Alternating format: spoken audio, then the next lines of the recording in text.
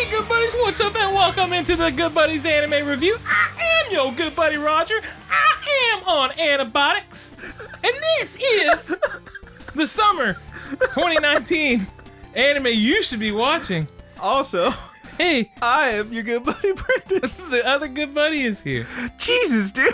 Yeah, man, I just laid it all out there, dude. I gotta lay that pipe down, put it on the line. Good God. All right. Well, here we are once again telling Funnel you that information. some of our favorite things we think you should be watching. We're gonna start with, we got 2 each this week. We'll do 2 each next week probably. Yeah. I don't know if there'll be an episode after that. There might be, but whatever that last episode is, there will be a ramble attached to that one with all the honorable and dishonorable mentions. Yes. So, let's talk about a really great anime season so far. There's lots of stuff to be happy about. Lots of good stuff to watch. Yeah. There's some really rad stuff. So, Brandon, do you want to bring us in? Let me start y'all off. Bring us in hot with a really good one. Let me start y'all off. This is, we talked about it a little bit on one of our previous rambles. This is easily my number one so far this season. It is called, this title. It is called Oh Maidens in Your Savage Season. Now this one is... Hey, I bet I can beat that title in the next one. You definitely can, and you will. You're a monster. This one is written by Mari Okada, who I'm not familiar with. I wish I knew more about these, writers and producers and stuff, but she's amazing. She's apparently very prolific, won some awards and whatnot. Super rad. Streaming on High Dive. 4 episodes are out at time of recording. I've watched the first 3. Fourth one just came out today. Yeah, I watched the first 3 as well. So, this one is a comedy focusing on 5 young girls who are in their high school's literature club and are experiencing their sexual awakening, shall we say. They are at that age where all their brain is thinking about is sex. And baby, we've all been there. Or if you haven't, you're probably too young to be listening to this, but that's fine.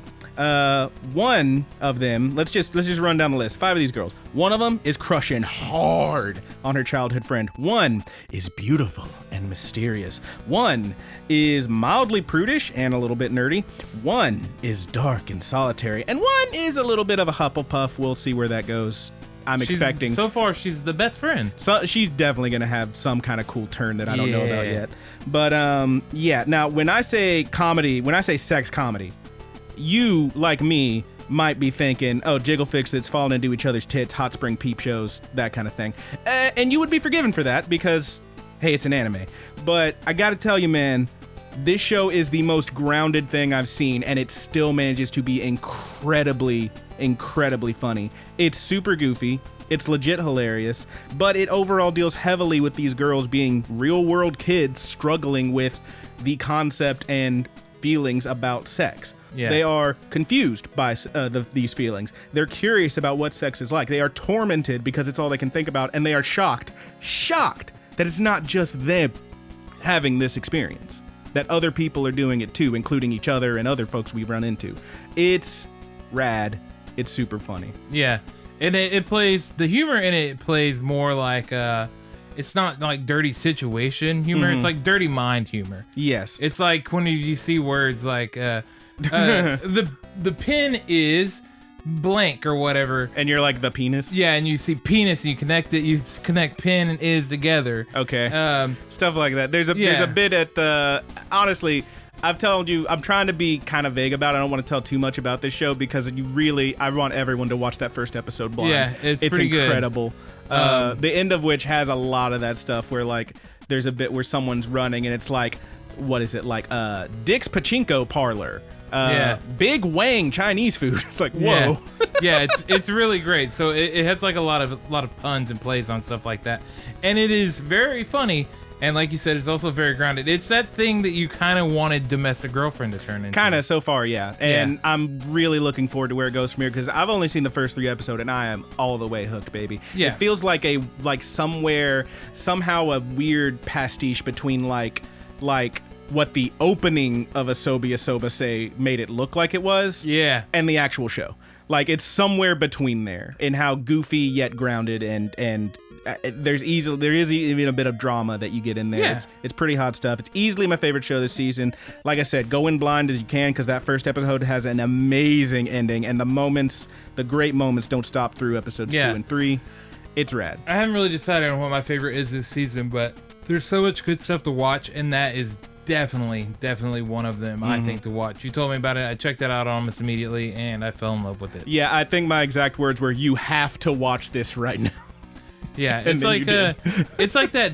It's a dive into sex that isn't really smutty. No, it's not. That's the thing. There's like, these are schoolgirls. You see them in their schoolgirl outfits. There's no like upskirt panty shots. There's no like, you know, weird stuff like that yet. Anyway, it's all just like a very grounded, realistic, like what it's like to be at that age and experience these feelings and not really know what the hell to do with them.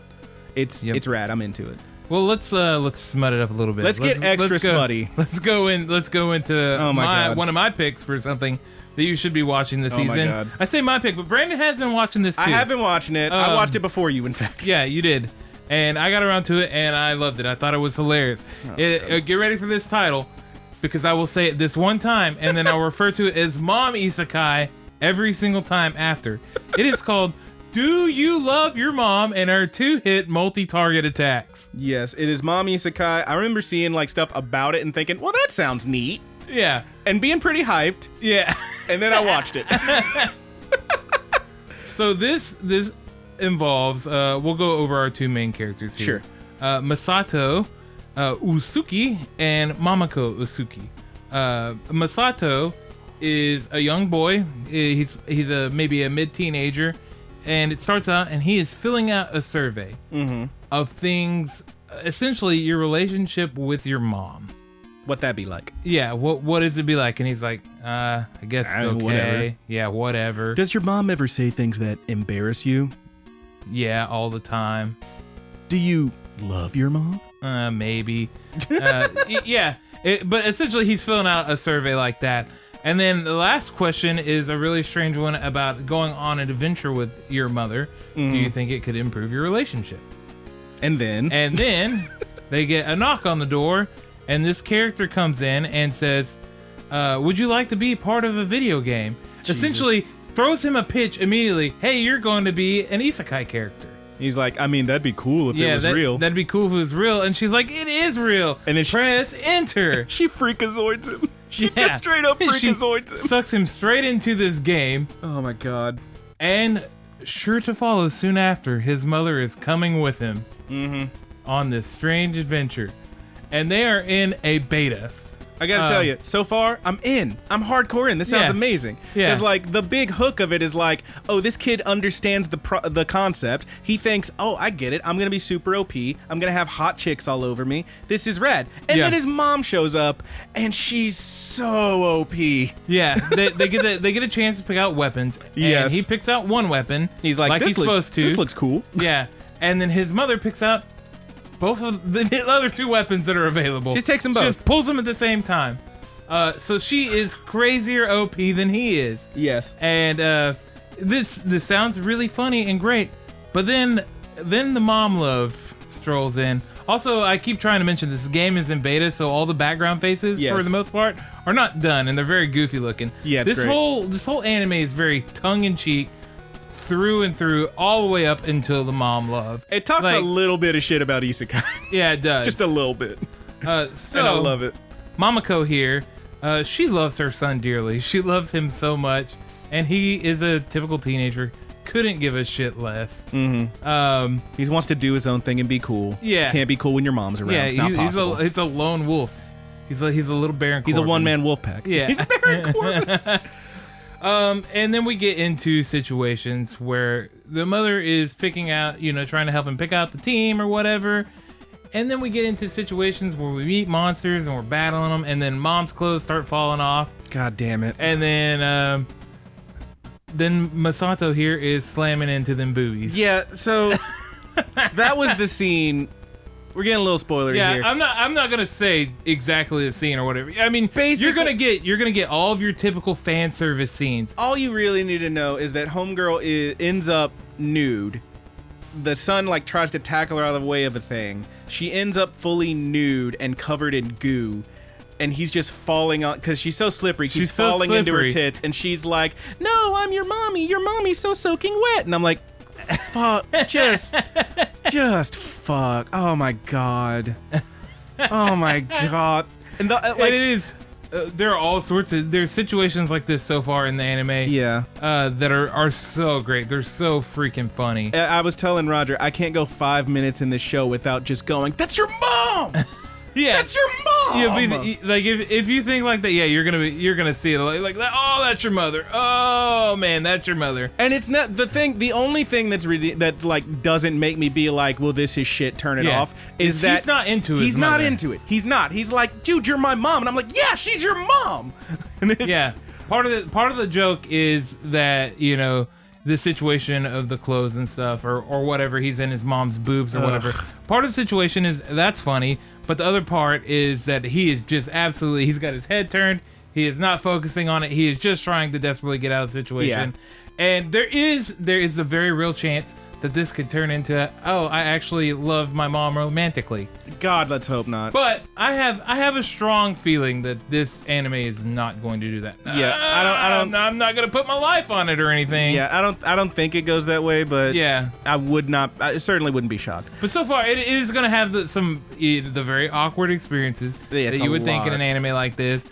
And they're going to be very over the top, and they are really funny. Yeah, this show has made me laugh a ton. Yeah, that's the thing is like if you've listened if you listen to more than half an episode of any episode of the Good Buddies Anime podcast, you know that your good buddy Brandon don't really go for the fan service, don't really go for the jiggle physics, and he really don't go for it if it involves your good buddy Roger definitely does. You know Roger does. You know I don't, and you know that like that ain't my bag.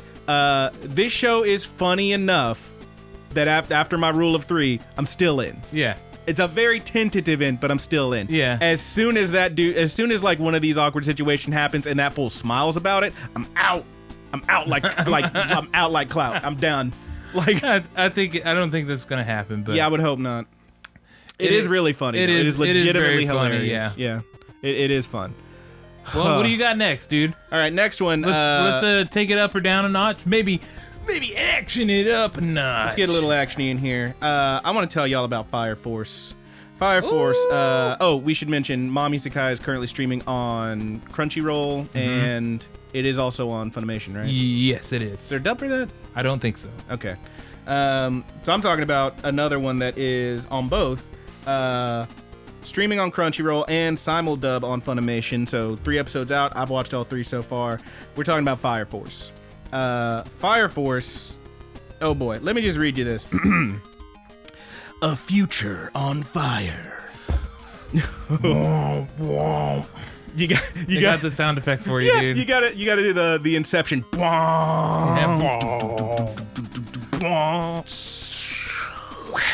right, Tokyo, solar year 198. That's right, bitches. We got a whole new calendar. At the beginning of this new era, humans began spontaneously combusting, becoming monstrous fire beings called infernals. All right, no more bombs. No, not cool. Some humans have since begun developing pyrokinetic abilities whilst maintaining their humanity, often manifesting in powers unique to each person. So one guy can ignite his feet on fire and shoot around like rockets. One guy has a little sword hilt that he shoots plasma through, and it's a lightsaber. Cool. We got different fire powers and whatnot. Now, in this day and age, in this year 198, and for a while now, the Special Fire Force is a combination fire brigade / army / church, which is battling these beastly former humans looking to put their tormented souls to rest. La Tombe. Now, backstory out of the way, this show is freaking action-packed. It is gorgeous. The animation is smooth. The characters are memorable. They're very funny at times. Shit's cute. The shit's cool. The shit's rad. And there's even a bit of mystery as our main guy, Mr. Shinra, has a dark past filled with tragedy and intrigue. What's really going on there? Maybe we'll find out. It really, I would say so far, feels like one of those that's like, it's got a little bit of something for everybody.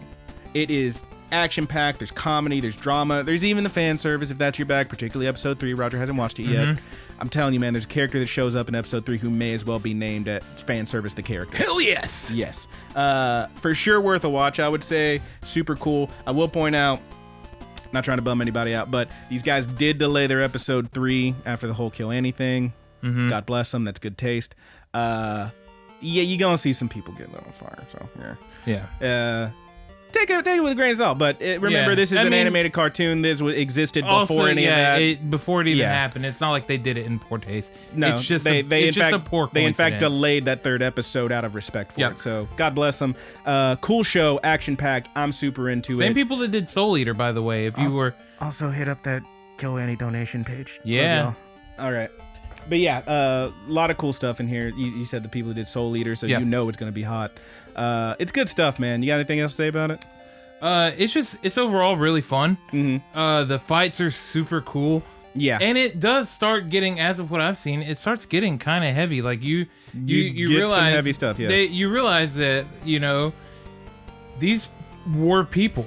Yes. Like they were just going about their everyday life with their family, and then this thing happens to them where they turn into essentially some sort of flaming demon or something, and they have to control themselves until the fire force gets there to essentially kill them. And moreover, it's killing them. Yes, and moreover, it's also about those who yet remain. I mean, we see the fallout with this is someone's mother or father. This is someone's child who might have just spontaneously combusted, and they've got to deal with that. Someone's husband or wife. So far, this show has offered me no reason to believe that there is any saving the people once this happens to them. Yeah, it's pretty wild. Really cool. Just like it's very cool. Honestly, you give me anything where people are basically X-Men and I'm in. And these guys are basically X-Men, but they all have some kind of fire. Yeah, and they got big clunky fireman suits. They do have big clunky fireman suits. Wait till you see fan service the character. Yes. But yeah, that's Fire Force. Check it out. I think it's super worth watching. Yeah. It's definitely like top 3 for me so far. Excellent writing, excellent design, especially color design. Oh yeah, I really like the color design. But yeah, it flows well. The dub of it is okay. The sub, of course, is great. Yeah, I'm watching it subbed. So. Yeah, it's all around. However you watch it, you're gonna have a good time with this one. It is a good anime. So hot. Yep. Literally. All right, dude. Here we go. Let's get into my last one, and I know that you'll probably want to talk a little bit about this one too. Give it to me, big boy. Let's talk about Astro Lost in Space. Oh yeah. I feel like not enough people are talking about this anime. I'm into it right now. Yeah.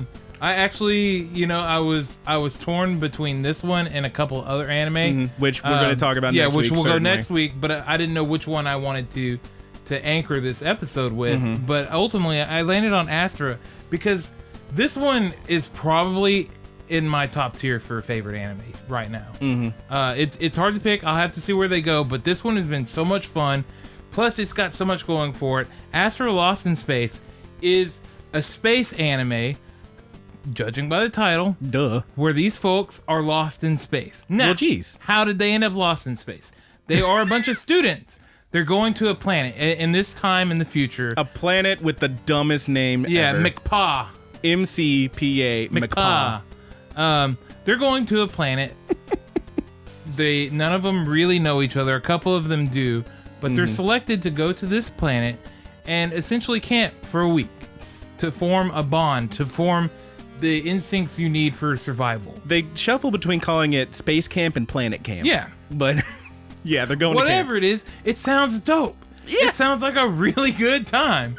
But as soon as they arrive, this orb appears and they are sucked into it and shot into the middle of space, several thousand light years away. Yeah, something like 5,000 light years away, which is outrageous. So, as they're floating there in space, they look across and they see a spaceship.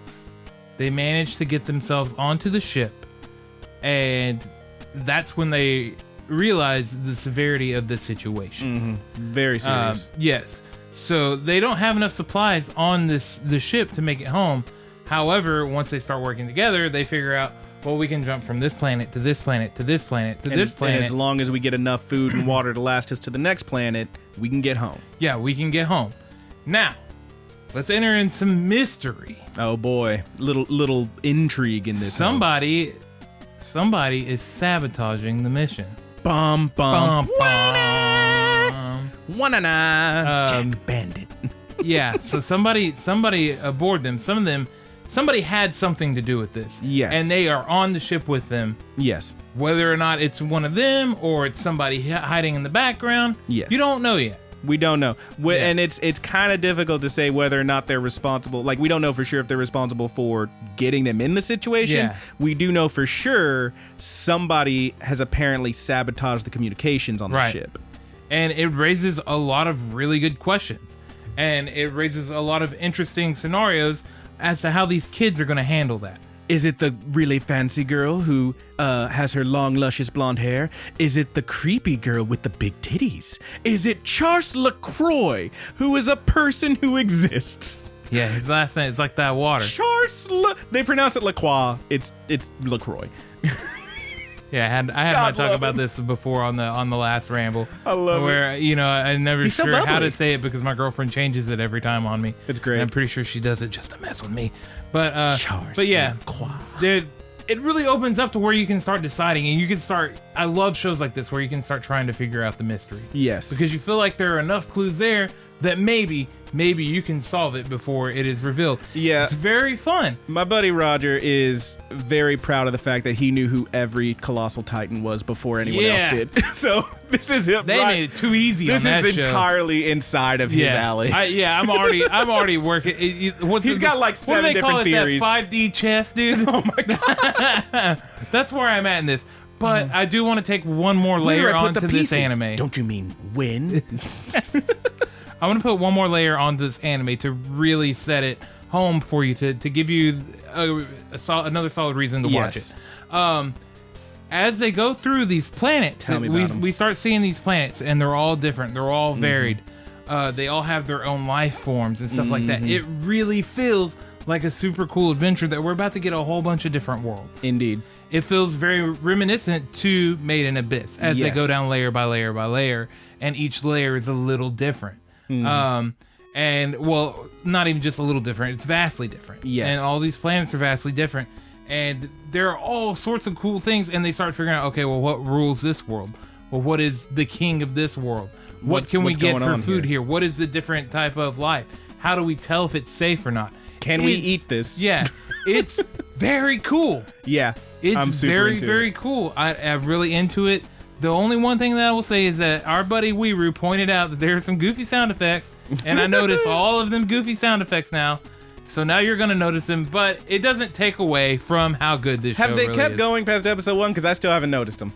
Yeah, there's still sound effects. So you told here me and that, there. and I'm still just like, It's heavier in the first couple. Okay, I still haven't noticed. But so. yeah, they still do it. I start noticing them, dude. I think about it. You sure it's not just those shitty speakers on your shitty Vizio, bro? Oh my god, dude. You're such an ass. And with that, that is what we're going to recommend to you this week from the summer 2019 anime season. There's some good stuff. Very, very good season so far. We do have more to talk about next week. Yep. You are going to hear about that, but yeah, these are just like 4 quick ones. If you ain't checked them out yet, check them out. They're totally worth watching. Once we do those other ones, I don't know how many more episodes we're going to do what you should be watching. Yeah. We're going to try to keep it like 4 each. But Right.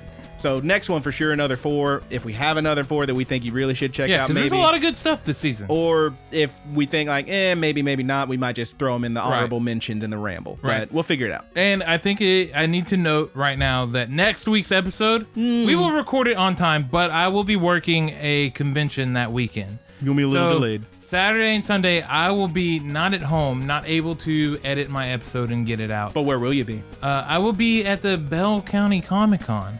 If you happen to be anywhere near Bell County in Texas. If you are local and you listen to the podcast, come see your good buddy. I'll be up there at the Bankston's King's Landing booth, peddling out cards, all sorts of cool comic books. We got that Hulk 181. We got all sorts of first appearances. We got all sorts of video games we're going to be bringing with us. Some sealed and box stuff, some harder to get stuff. Of course, we're going to have some cards on hand with us too if you play Magic the Gathering, Pokemon, or Yu-Gi-Oh. And my boy's going to try real hard to print up some good buddies business cards to pass out. Yeah, I need to get some cards made. It's such a good idea. I'm so glad you thought of that. But regardless, our episode will be a little late, and I apologize for it in advance. But you can expect it around Monday, Tuesday, no later than Wednesday. Yeah, it'll be a little late. I will edit it on Monday. It's going to be great. Yep. Anything else to talk about? Just for YouTube purposes, thank you guys so much. Thank you gals so much. please leave us a comment below. Of course. And subscribe to the channel. It really, really, really does help us out. Yeah, man, and we're getting close to another milestone, right? Yep. Yeah, we sure are. And, we of course, love you. ring that bell so we can ding your dong as always. We super love you. Yeah, hit up those links in the description You're below. the best. I love you more than Roger does. Okay. That's demonstrably true. Later. Goodbye.